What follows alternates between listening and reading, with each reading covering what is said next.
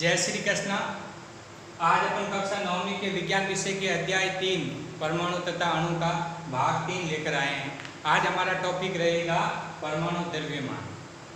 तो परमाणु द्रव्यमान को समझने के पहले अपन जॉन डाल्टन का दो सिद्धांत देखते हैं, स्थिर अनुपात का नियम और द्रव्यमान संरक्षण का नियम।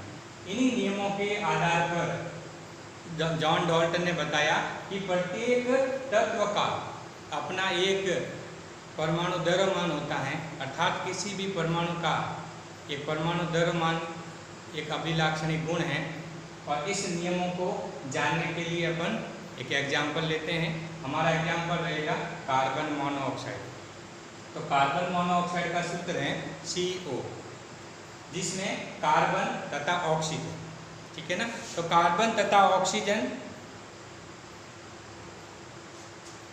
माना कि अपन कार्बन 3 ग्राम लेते हैं और ऑक्सीजन को अपन 4 ग्राम लेते हैं, अर्थात 4/3 ग्राम अपन ऑक्सीजन और कार्बन का अनुपात लेते हैं। तो अपन देखते हैं कि कार्बन अपने 4/3 गुना अधिक द्रव्यमान वाले ऑक्सीजन परमाणु के साथ में संयुक्त होकर एक यौगिक या तत्व या अणु का निर्माण करता है। इसमें मानते हैं परमाणु कार्बन परमाणु का द्रव्यमान अपन माना कि एक इकाई के रूप में लें तो 1 U लेते हैं, और तो अपन ऑक्सीजन का परमाणु द्रव्यमान लेंगे 1.33 U। U मतलब यूनिफाइड है, यहाँ एक इकाई है। प्रारंभ में परमाणु द्रव्यमान को AMU से प्रदर्शित किया जाता था। प्रारंभ में परमाणु द्रव्यमान को किससे प्रदर्शित करते थे? AMU। AMU का मतलब होता है एटॉमिक मॉलिक्यूलर यूनिट, परमाणु द्रव्यमान इकाई। ये परमाणु द्रव्यमान को प्रदर्शित करने का एक मात्रक था AMU। बाद में IUPAC पद्धति आई। अभी जो संस्था चलती है international union of pure and applied chemistry, वह इस AMU शब्द को यहाँ से हटाकर एक अन्य नया शब्द प्रयोग में लेते हैं अपन मानक के रूप में। वह क्या है? U को अपन बोलते हैं यूनिफाइड। तो परमाणु द्रव्यमान को आगे अपन किससे पढ़ेंगे? U से, यूनिफाइड से।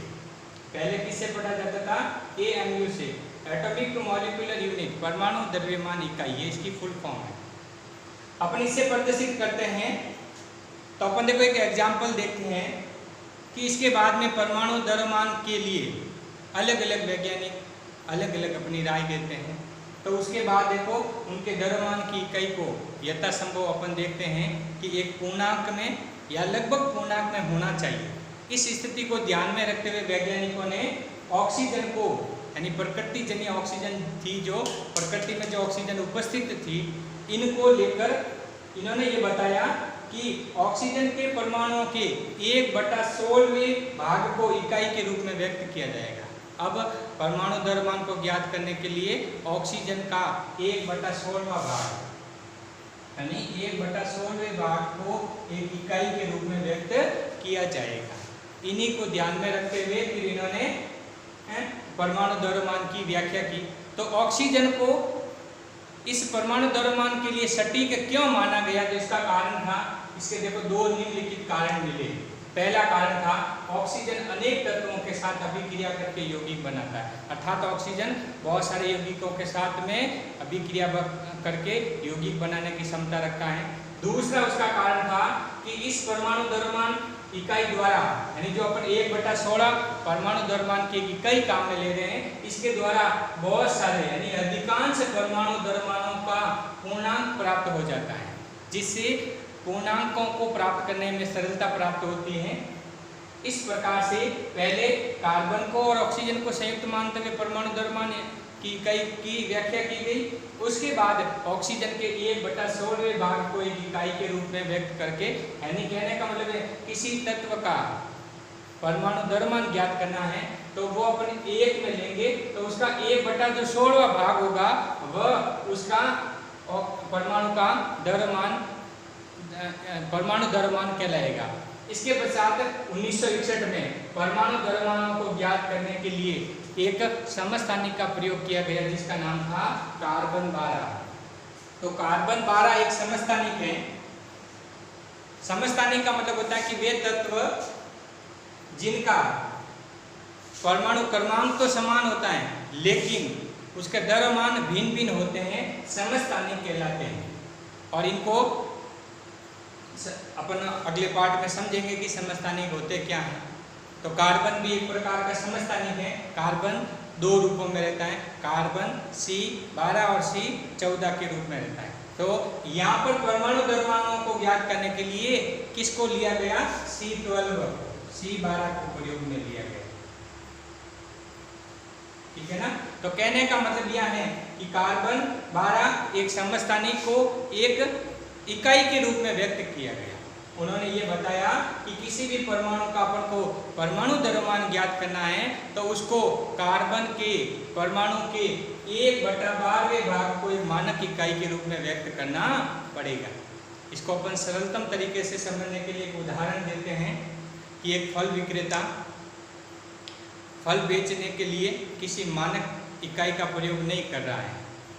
तो उन्होंने क्या किया, एक तरबूज के 12 टुकड़े किए बराबर और उन 12 टुकड़ों को प्रत्येक टुकड़े को एक फल की बराबर इकाई के रूप में उन्होंने व्यक्त किया। अर्थात उन्होंने ज्ञात किया कि कोई भी फल है वह एक टुकड़े के मानक के बराबर माना जाएगा या उसे औसत के बराबर माना जाएगा। इस प्रकार से कार्बन 12 का समस्थानिकों का परमाणु द्रव्यमान के रूप में उसकी व्याख्या की गई। तो उन्होंने जब एक परिभाषा ज्ञात की, किसी तत्व के सापेक्षिक परमाणु द्रव्यमानों को उसके परमाणु के औसत द्रव्यमान का कार्बन 12 परमाणु के द्रव्यमान के 1/12वें भाग के अनुपात द्वारा परिभाषित किया गया। तो परमाणु द्रव्यमान की परिभाषा क्या रखी गई? किसी तत्व का परमाणु द्रव्यमान ज्ञात करना है तो वह कार्बन परमाणु के 1/12वें भाग के अनुपात के रूप में परिभाषित की जाएगी। इस प्रकार से अलग अलग वैज्ञानिकों ने परमाणु द्रव्यमान के रूप में अलग अलग व्याख्याएं की, परंतु बाद में अपन जॉन डॉल्टन के बाद थॉमसन का, रदरफोर्ड का और नील्स बोर के सिद्धांत पढ़ेंगे। उन सिद्धांतों के बाद परमाणु द्रव्यमान की नई परिभाषा ज्ञात हुई जो अपन अगले पार्ट के अंतर्गत पढ़ेंगे। अब हमारा एक नया टॉपिक रहेगा परमाणु का अस्तित्व। क्या प्रकृति में परमाणु स्वतंत्र अवस्था में पाया जाता है? तो हमारा आंसर रहेगा नहीं। परमाणु संयुक्त अवस्था में रहते हैं, वह पुंज के रूप में रहते हैं। अर्थात जो क्रियाशील जो परमाणु हैं, तत्व हैं, उनके जो परमाणु होते हैं वो पुंज के रूप में रहेंगे।